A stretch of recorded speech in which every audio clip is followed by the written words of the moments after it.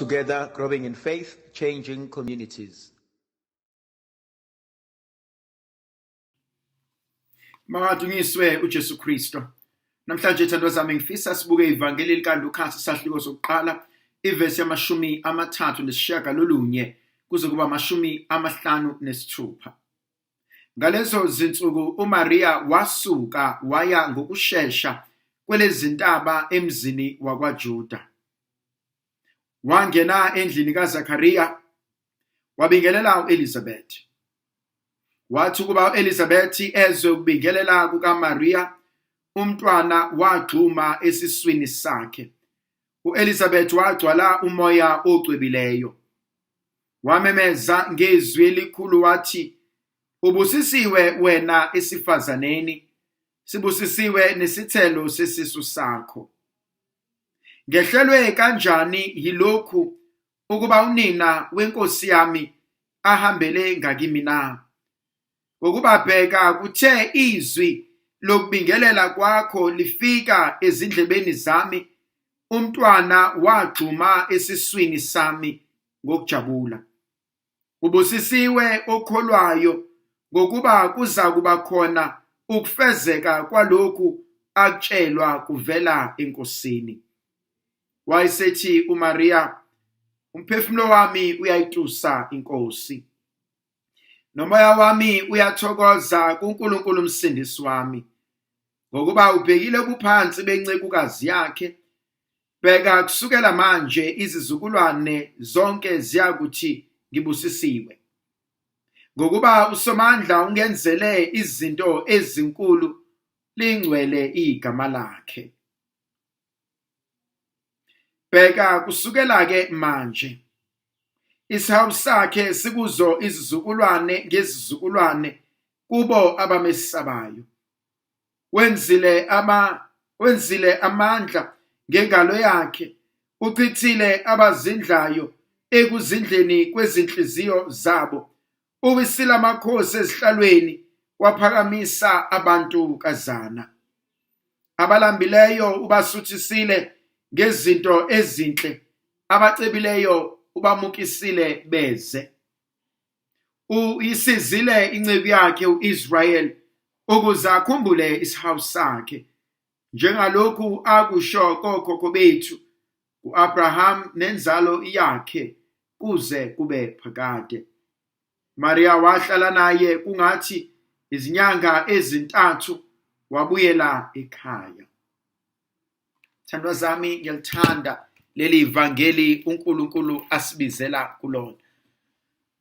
Thanda oqala umkhosi ofundwa ngalo.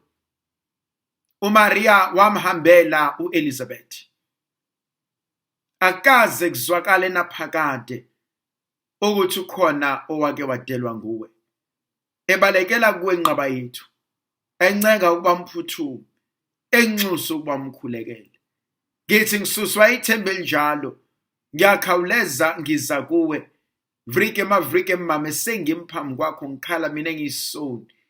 Elina wezwi ungawadelela amazwi ami, kanti wezwe ngomusa wavume kahle. Amen. Sibalekela kuwe nqaba yethu, mzalo ocebileyo kaNkulunkulu. Ungakudeleli ukuncenga kwethu sixakekile. Kunento uNkulunkulu ayambulayo. Eqaleni uma silibuka leli ivangeli, uMaria wasukuma ngokushesha nangokukhawuleza waya emzini kaZakhariya. Wathi mefika emzini kaJuda engenisa endlini kaZakhariya, wabingelela uElizabeth. Yokuqala engithintayo ukukhawuleza kwindlovukazi yezulu. Ungumabizwa asabele.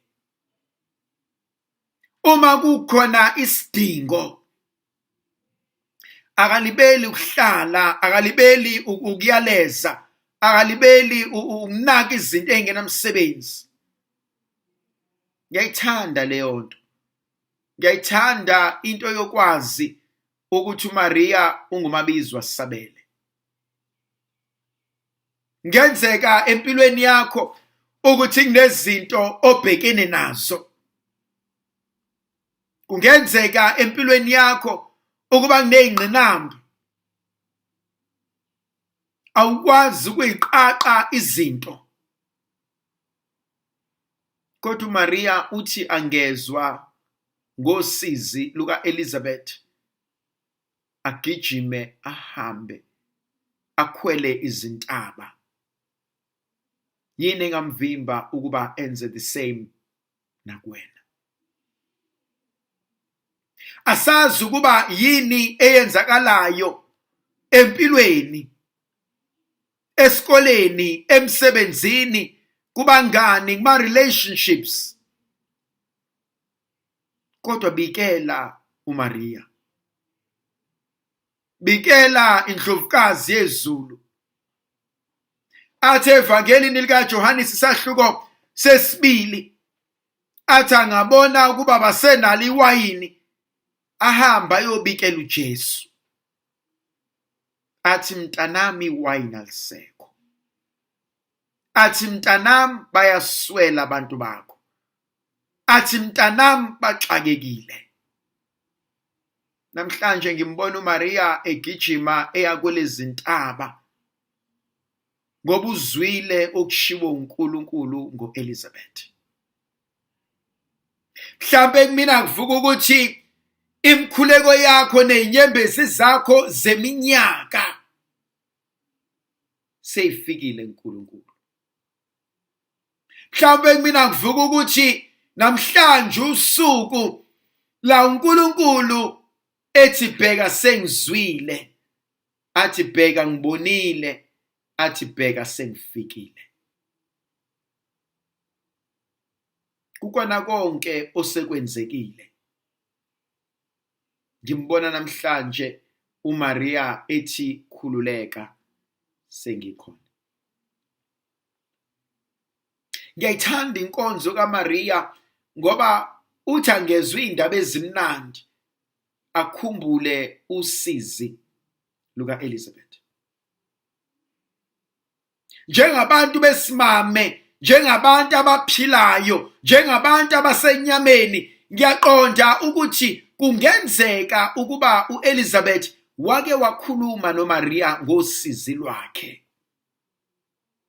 And so manje uma sezwe indaba ezimnandi kanje uthi ngicela ukuyokubongisa uNkulunkulu. Athi ocula kamnandi athi zincane izibongo zami kukhona konke okuhle osungenzele kona. Angazi ngingabonga ngithini enkosini. Ngiyithanda inkonzo uMaria asambulela yona. Uthi uElizabeth ngithe ngizwe isibingelelo sakho, athi umntwana esiswini sami wajabula. Iyangithinta ke le ngoba izwi olukhulumayo linamandla okwelapha noma okubulala. Ngingamsiza umuntu noma ngimlimaze. Ingakho nguthanda umkhuleko othi Nkosi nqanda ulimi lami. Nkosi ngifundise ukukhuluma kahle nabantu. Nkosi ngifundise ukukhuluma kahle ngabanye abantu. Ngoba ithandwa zami kuve kubalekile ukufunda ukukhuluma kahle ngabantu uma bengekho. Ngoba kuve kulula ukukhuluma ngomuntu bengekho uma sekhona besuba umngani wakhe. Kunabantu abafisayo ukubuya beze kuwena kodwa bakwazi ukubuya ngenxa yezinto abazikhuluma ngawe ungekho. Kunabantu abathathe inqumo ngempilo yakho bengakwazi but based on what was said ngawe. Kunabantu abalangazela ukukubona umuzi umuntu ethi ngiyafisa ukumbona lo esezwe kukhulunywa konke ngaye athi hayi sengifisa ukumbona lo muntu enimneka kanje. Uthi namhlanje uNkulunkulu ngomlomo kaElizabeth, ngithe ngingezwa isibingelelo sakho, kwakhona okugximayo kumina.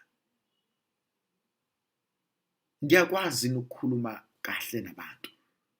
Ngiyakwazi ukuhlonipha omunye umuntu, ekhona noma engekho. Indlovukazi yezulu mayibe nathi sibusise sivikele isikhanyisele. Sinxusela amandla negrasi likaNkulunkulu ngegama likaYise benendodana nomoya ocwebileyo. Amen.